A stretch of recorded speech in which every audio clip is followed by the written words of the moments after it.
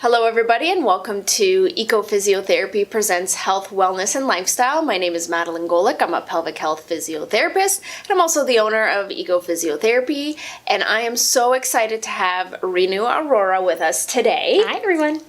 So before we get started, just remember that this is a pre-recorded video, but we will be available to answer questions via chat, and stay tuned to the end of the video, and that's when we're gonna have the contact details released. It'll also be in the description of the video. So without further ado, welcome to the show.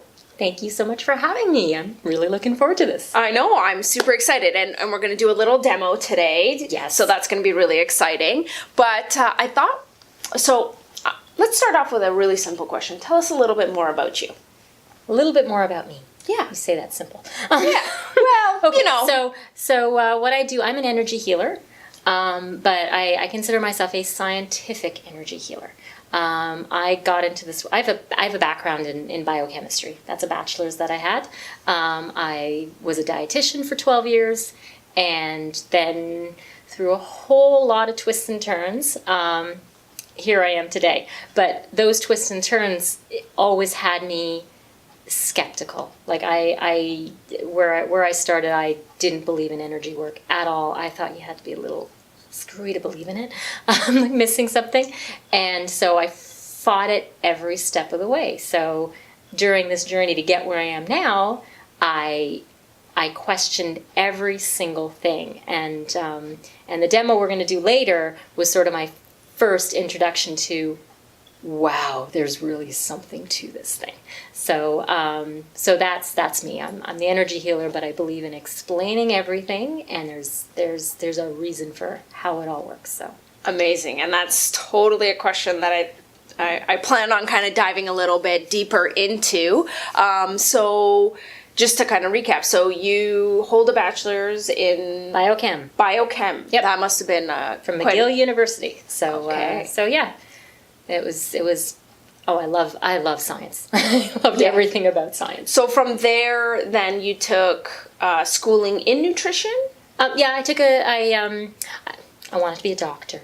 Okay. That didn't happen. Okay. Which was good, because when I didn't get in, I had to do a little bit of soul searching. Go, okay, what did I really want about? Like, what was so important to me about being a doctor? And I discovered, well, I love working with people. I wanted to help people. I wanted to see them on a regular basis and teach them about, diet and exercise and learning how to just live right. And I never was a person who cared much for pills. And then the big light bulb showed up over my head and it said, Rainey, that's a different career. I went, oh, that's true. That's a dietitian, isn't it? So total shift in gears, and I went and studied dietetics. And I loved it. I loved being a dietitian, understanding, how the body worked, how food changed our chemistry, and eating properly can change your life in such huge ways. Absolutely.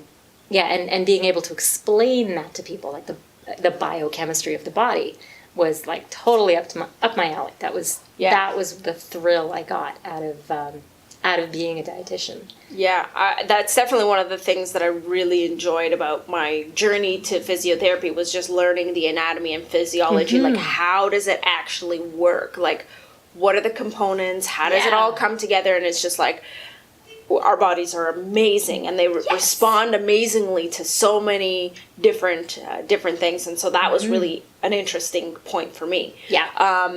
So I thought maybe, well, you know what? Why don't we just talk about, like, what is there science behind energy work? Let's talk a little bit, like. Totally. Okay.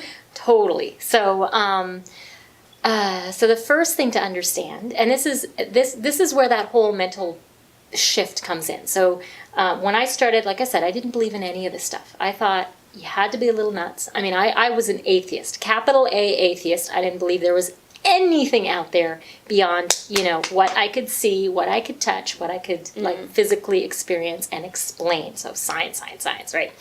And then so like I said, that's where I started.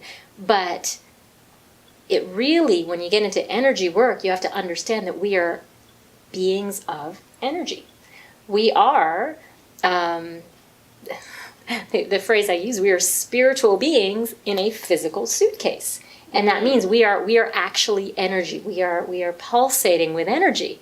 And so there's a demonstration I do which actually which shows it, and people can feel this and experience this literally by them, like they can do this with each other. You don't need any special tools, anything special.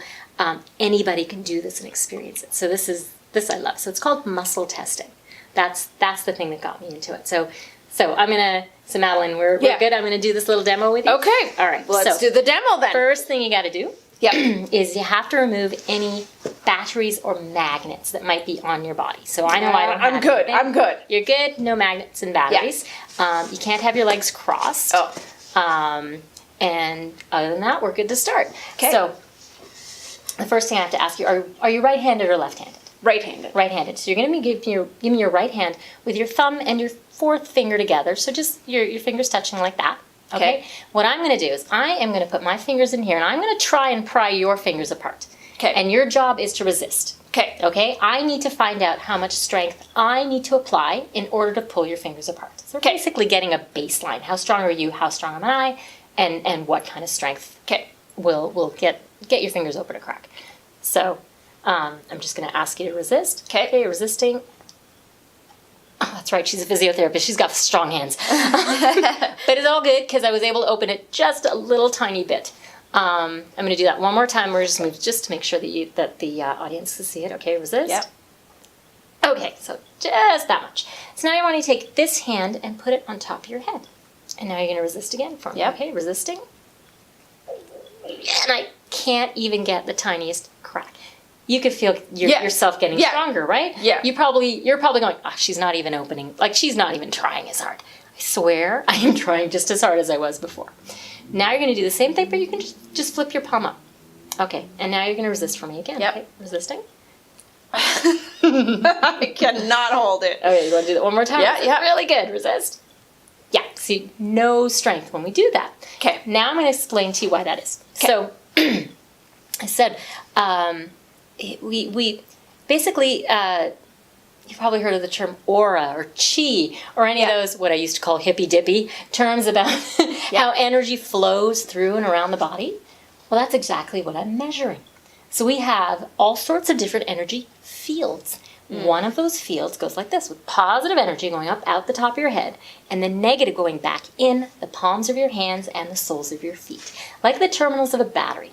Like if you think of plus and minus, that's what's happening. So there's energy going around you, there's energy going around me. So the very first thing I did was just get a baseline, like your strength and my strength, and I figure out how much strength I needed to pull your fingers apart. So with those two fingers, she was good and strong. Just telling the audience here. Yeah. And if she was kind of weak, so you don't. It doesn't have to be these two fingers. It can be these two. It can be any combination of fingers. You just want to find something where you feel strong, and I'm not. It's not so easy for me to pull them apart. It's not easy to calibrate your strength. So I kind of like having my client really strong and make me work for it. Yeah. So first and fourth is usually pretty good. Yeah. Okay, so we find out how much strength I needed to apply to do this. When you put your hand on your head, you close the circuit. That side's negative, right? Negative attracts positive. So now you're actually drawing all this positive energy in here. So you're holding your energy in. So at this point, your fingers got really strong. Okay. You do this, that side is positive. Positive repels positive. So now you're actually pushing your energy to the floor. Like think about if you had two magnets and they're stuck together, and then you flip one over and now they push each other apart. So that's exactly what's going on energetically. You're pushing your energy to the floor, the circuit's broken, and suddenly you've got no strength. Which is, as far as I'm concerned, super cool. Because the first thing it did, what it really does is it's a tangible demonstration of the fact that we do have energy going through and around us. I mean, that wouldn't work if there was nothing to it, if there was no polarity. if there wasn't a positive and a negative terminal and all that kind of stuff, none of that just wouldn't happen. So it really explains that we have energy flowing through and around, and it's got a particular direction. Right. And so the other thing it does that I use this little thing, I usually say I'm calibrating when I use that, because the other thing it does is it tells me that your energy is going in the right direction. So things like batteries and magnets, it's all electromagnetism, right? That's science. We understand electromagnetism. That can interfere with your energy field and can make you go backwards. Right. And if you are going backwards, then any test I do after that, using muscle testing, will actually give me a backwards result.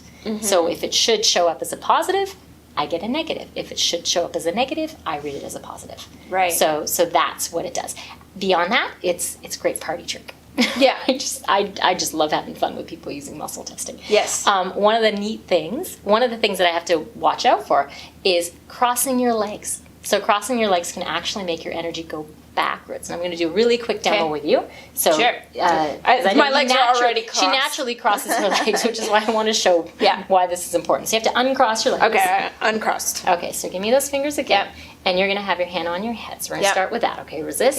See, nice and strong. Now you're just going to cross your ankles underneath. Okay, they're crossed now. You're resisting.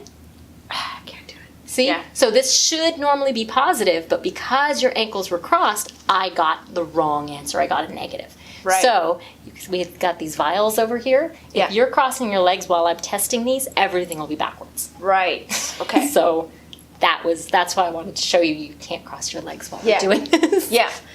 So I thought, okay, so great. We have this demonstration. We can show that, but there's people out there that are skeptical, right? Like they're like, yeah, okay, so what? Like I want to see and I want to hear about the hard evidence.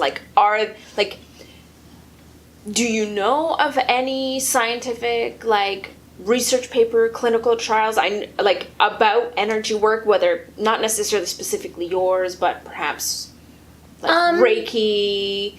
There are lots of there are some weird things out there. I don't know about actual there are lots of studies, and the problem is, there are so many studies that you might get one in favor, and then you might get ones that say, no, that actually didn't work. So it's really hard because, frankly, who does studies? People who do studies are, pharmaceuticals and people who have money involved, because you're trying to get a product out, you're trying to get there's money to be made. There's actually not really money to be made in energy work, in the sense of, I don't have this product. I'm going to show you how great it is, or this drug, or whatever, where I can have all this funding. So yeah, energy workers don't make a whole lot of cash. We're not funding studies to show that. But there are I want to say there's different associations. I believe it's there's a Veterans Association in the United States. Where they're using, they really are energy workers, certain fields, certain different fields who work with, say, PTSD. Yes. And I'm struggling to find the name of the modality, but it is actually a kind of energy work. Yeah. And they're getting amazing results. So it's not. So it's more clinical case studies and so those kind of experiences, like meditation is kind of a form of energy work in a way. So you can't really measure the level of somebody's. You do have functional MRIs that can look at the brain and how the brain changes. So you can see brain waves. You can see all sorts of stuff like that. I once upon a time I had my own internet show, and that reminds me. So I had, let me think. Which one was it?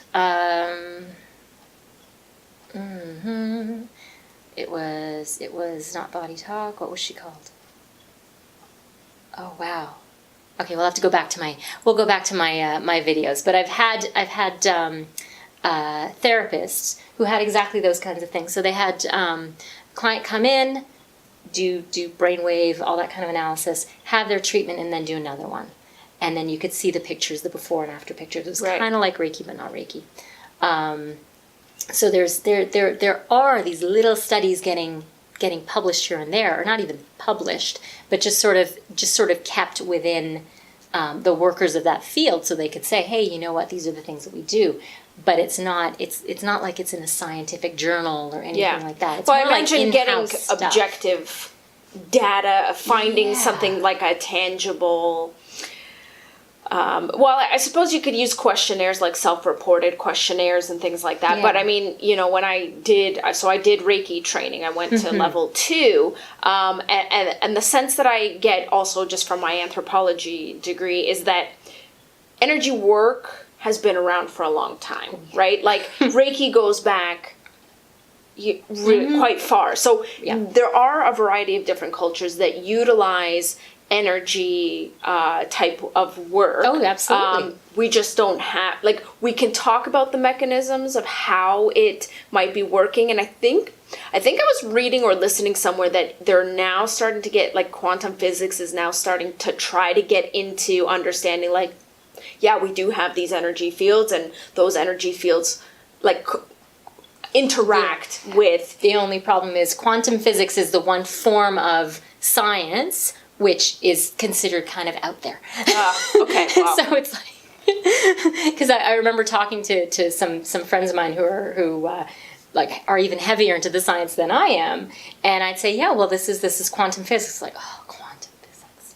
Okay. It's oh my god. I don't know. When I think quantum physics, I'm thinking, super cool. Yeah, I don't know what they're cool into. Too. Yeah, it's kind of the black sheep of the whole scientific community. All right, well, I didn't know that. Which is pretty funny. Yeah. Which is pretty funny. Those are just the conversations that I've had where I'm just like, okay, fine, I'm not even going to try. Here, let me show you muscle testing. Yeah. See it for yourself. I'm all about the experience. Like I said, I didn't do this by reading books and getting, reading scientific papers and things like that, and looking for the double-blind, placebo-controlled study. Yeah. Again, for every study, there's 2 studies that say the opposite. So, as much as I adore science, I got a little jaded when I got into energy work and found that, you do, there's some amazing things, but then there's websites which are all dedicated to debunking energy work. Right.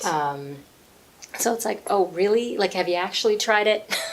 They're all they go around and say is, there's no studies. Right. Okay. So then maybe taking a small curve, so let's talk about what would be some benefits that somebody might say that they're receiving from energy work.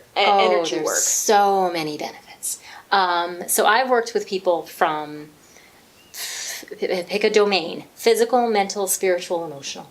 So I have seen people overcome physical ailments. Literally this past week, it was hilarious. I had a friend of mine who was complaining about knee pain, and again, it all, if you're not from this, if this is out of your natural lexicon, it sounds crazy, but ailments in our body reflect emotional stuff going on underneath. So I'd made an offhand comment to her 2 months ago. I said, "Oh yeah, you got pain in your knees. There's some judgment issues going on." "Oh, it left me." You're judging yourself, and that's what the knee is supposed to represent. So she took that. She's a good friend of mine, and then the pain wasn't going away. She couldn't really explain why it was there even. And occasionally it would flare up, and she was seeing links about what she was thinking and when it would flare. It's there is something going on. It would really bother me when I was thinking about myself negatively. I think I need to see you, Renu. So she came in this week, and we attacked the emotional component. And by the time we were done, she was going up and down my stairs without a problem, which was extraordinary. Yeah. So I've seen physical ailments. I've seen emotional, mental. So anxiety, fears, phobias, spiritual, like let's say people are like they're feeling lost, they don't know, they feel stuck in their life, just the whole shebang. There's very little that doesn't have at least some energetic emotional component to it. I mean, the physical stuff, obviously, if you've hurt yourself, it's still a physical body. I said spiritual body in a physical suitcase. We still have to take care of the physical body. So, absolutely. So there is absolutely that element of it as well. But if you really want to see that healing happen, you got to take care of both parts, the physical and the emotional, spiritual, that they go together. Yeah. And actually, as you bring that up, we, like, being in the pelvic health field, dealing with persistent pain, oftentimes there is no sort of mechanism of injury, like, that we would expect. Like, right. I fell down the stairs, ouch, I hurt myself. Exactly. It'd be like, it'll be like a series of things that have occurred in life that culminates to the presentation of pain. So we screen for emotional, like, we have questionnaires to screen if there is an emotional component, because the emotions do play a role and they do get stored in the tissue, and the tissue has memory. And this is coming actually from our neuroscience. That's so awesome. There are studies to show that our cool. emotions and that our thoughts and our beliefs impact our experience of pain. And so from that perspective, we do have science to show that in neuroscience. Go. Yeah. And that's where energy work comes in. I mean, emotions and all that, that's because like that's the subconscious. Yeah. That's, like it's one of those areas people don't get, but it's our thoughts. That's part of the energy fields, like where our thoughts reside and all that. That's energy work. But it's also rooted in the physical, right? As well. Yeah. Like, a thought is an electrochemical response, and electrochemical responses is the movement of energy, movement of particles. Yeah, it just happens to have it has a brain that transmits all. So it's just wild the way it all works together. Right. But it is energy at the same time, the physical entity that's part of it. So I think we're gonna see. I sense it based on the scientific research that I'm reading, and I feel like the exploration of emotions and the impact on the physical well-being is something that I think we're going to be moving into more, trying to figure out how to show people the link, because it's hard for someone to perhaps accept that emotions do play a role in their physical well-being. I don't know. I use a different. I've actually started to approach it a little differently lately, because a lot of people will tell you that they've got emotional baggage. Like, they know the term emotional baggage. They know that maybe they don't understand the whole physical aspect of it, but they kind of do at the same time. But let's talk about anxiety. Yeah. Anxiety is a really big one. So let's say you've got a lot of fear, you've got a lot of fear's a good one. Well, people feel butterflies in their stomach, right? So they feel it physically. They feel nauseous. They feel like all those sensations in their gut. So we recognize that our emotions impact our physiology. Or let's say a person gets angry. So when you're all really angry, well, what happens? Well, your face starts to get flushed. Your heartbeat starts to go faster. So our emotions absolutely do translate into physical changes.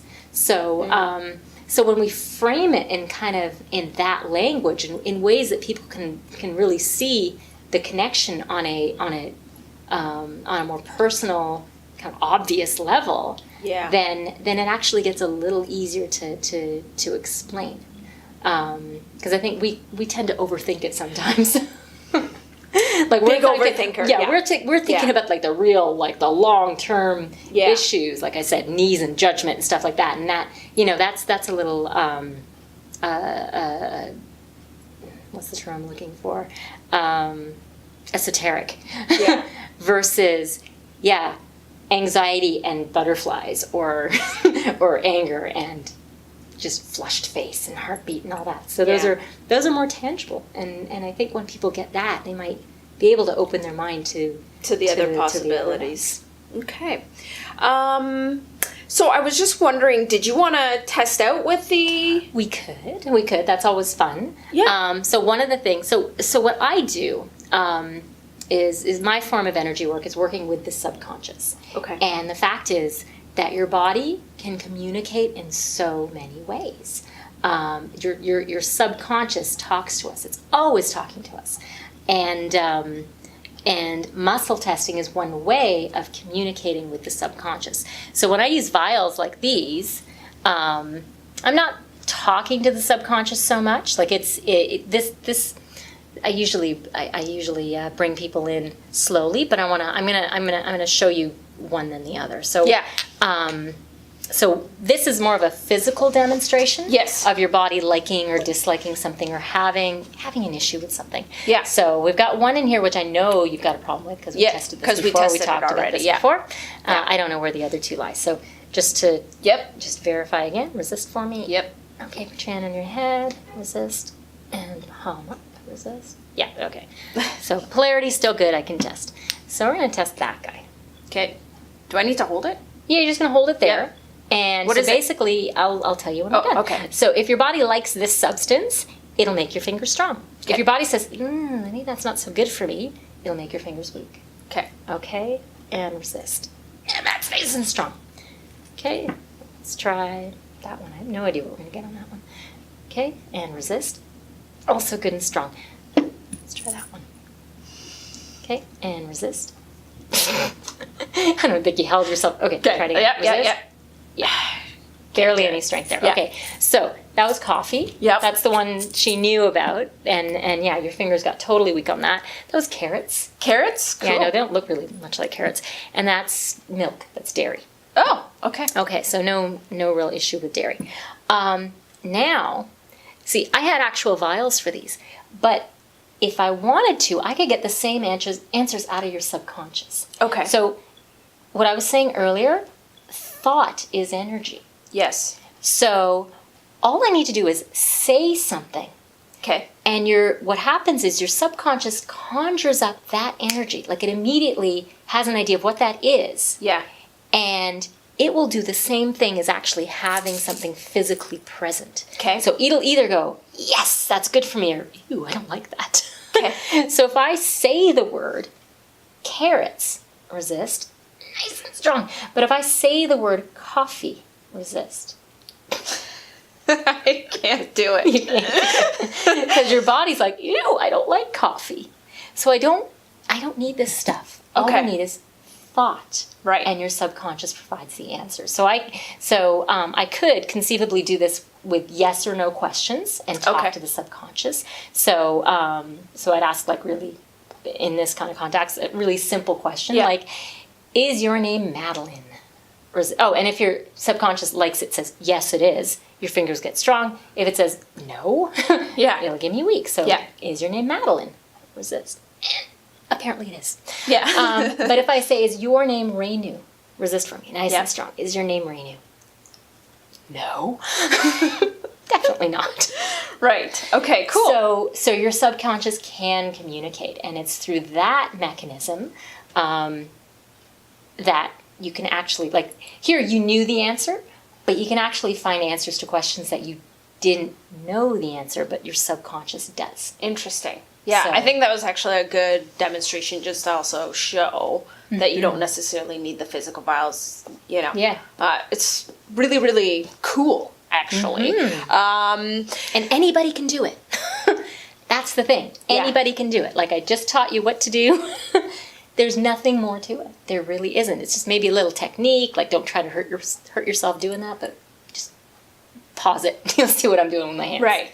But in your treatments, obviously, it's not just this. It goes much deeper. Way deeper. And you bring in other techniques as well. Yeah. So, yeah, I do have other techniques that I use because muscle testing, well, it gets tiring. So, you know, that gets tiring for me. It gets tiring for the client. So there are other ways of communicating with the subconscious. But what the modality does, it's not just... Basically, when you have a problem, where there's something that's been identified, so let's say it's a fear of heights. Oh my goodness, how did you know I was going to say that? I don't know, because that's what I have a problem with. Oh, do you? I do, yeah. Okay, I'm going to give you an example. So this is kind of neat. So let's say you have a fear of heights, say. Yeah. There's a reason for it. If there's a fear, if there's an anxiety or something, it's because your subconscious is trying to communicate with you. Yeah. It's literally that problem. I say it's like the flashing light on your answering machine. The whole reason for it, that light to flash is to tell you there's a message. Right. And that's it. Nothing more. Right. If you don't listen to that message, sometimes the light gets brighter and brighter and brighter, but it's still the same message. So using this kind of technique, I would find out, okay, there's a fear of heights. Well, what's underneath it? What's causing this fear? What is your subconscious trying to tell me? So I'll tell you about this gentleman that I had come see me a few years ago now. Fear of heights. His was actually really, really bad.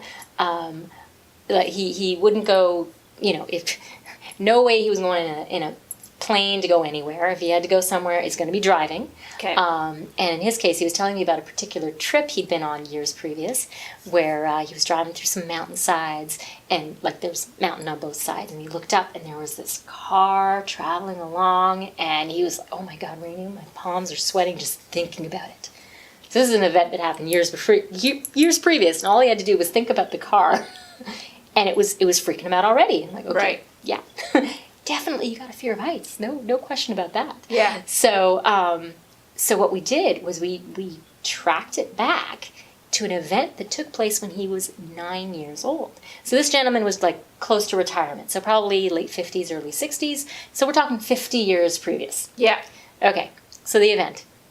And what had happened to him is he had a buddy over, and they were kicking it, playing around the house. And his grandfather was doing some work on the roof, and these two kids, 9-year-old boys, they thought it'd be a funny joke, little practical joke to move the ladder. Granddad didn't like that so much. Yeah. So nothing happened. Granddad got a scare. The kids got in a lot of trouble, and that was it. That was the entire event. So you'd wonder, okay, well, why would he have a fear of heights after this? Yeah. Well, it was actually really interesting because after we'd found the event, it clicked. He said, oh my God, you know what, Renu, I've had a recurring dream about that event, but I was always the one on the roof. Mm-hmm. So he was imagining himself stuck on the roof. And I said, wow. We were putting it together, and it was clearly obvious at that point because he felt so guilty about having done that to his granddad. He actually kind of felt like his granddad might not have forgiven him. That his subconscious, every time he saw a height, he would mentally put himself in that position so that he could experience the fear and anxiety that he believed his grandfather felt.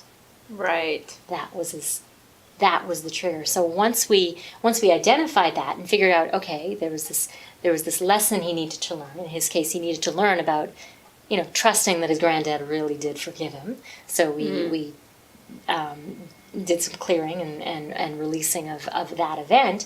And then I said, okay, I'm sensing that it's done now. Can you please think about that car on the mountainside again? He's like, okay, Renu, I'm thinking about it. Why aren't my palms sweating? I said, well, you see that flashing light? Doesn't need to flash anymore. You got the message. Right. So now he's fine. He went home and he said, you know what? I couldn't even look at the photos of that trip. And he went home, he looked at all the photos, no problem. His fear of heights was gone as soon as we found out why it was there. Interesting. Yeah, and that's really the case with almost anything I can think of. Is there's an event, there's something that our subconscious is trying to get our attention to address, release, and resolve. And once that's done, it doesn't need to communicate it anymore, so the problem can just go away. Very interesting. Mm-hmm. Well, so I think we've sort of shown the audience a little bit about what this might look like. Hopefully it sparked some curiosity and interest in those who are definitely a little more interested in energy work or trying it out, testing it out, reading a little bit more about it. So I guess I wanted to ask you, maybe as a final question would be like, if you could get out any message to the audience, what would you want them to know? It could be about energy work. A couple of well, the big thing is to keep an open mind. Really, like, if you're open-minded and you're willing to give it a try, it's incredible. It is truly an amazing, honestly beautiful way of looking at the world. And this is from the atheist who thought there was nothing out there beyond what I could see, and that's honestly kind of a bleak way of looking at things. But when you recognize that there really is more to it, it's extraordinary. It's it's life-changing. It really is, and you can change your life by being willing to listen and understand all the messages that you're receiving, because we are receiving them all the time, and they'll guide us. They'll tell us what's going on and what are the lessons we need to learn, what needs to be resolved, and you can just move forward into peace, happiness, and just it's just give it a try. Yeah. Amazing. Well, I want to thank you so much for taking time out of your day to come chat with us a little bit more and do the demonstration. As I should probably not be drinking my coffee, but perhaps we'll have to figure It might out. have something to do with why you're a little addicted to it. Yeah. So maybe we'll have to talk about that and try to figure out what that message is. But so thank you so much for coming on, and look forward to chatting with you more about it some other time. Absolutely. Anytime you want me, I'll come on back. All right. Well, everybody, thank you very much for tuning in. Stay tuned for as soon as the stream ends, you'll have some contact details if you have more questions for Renu. See you later. Bye. Bye.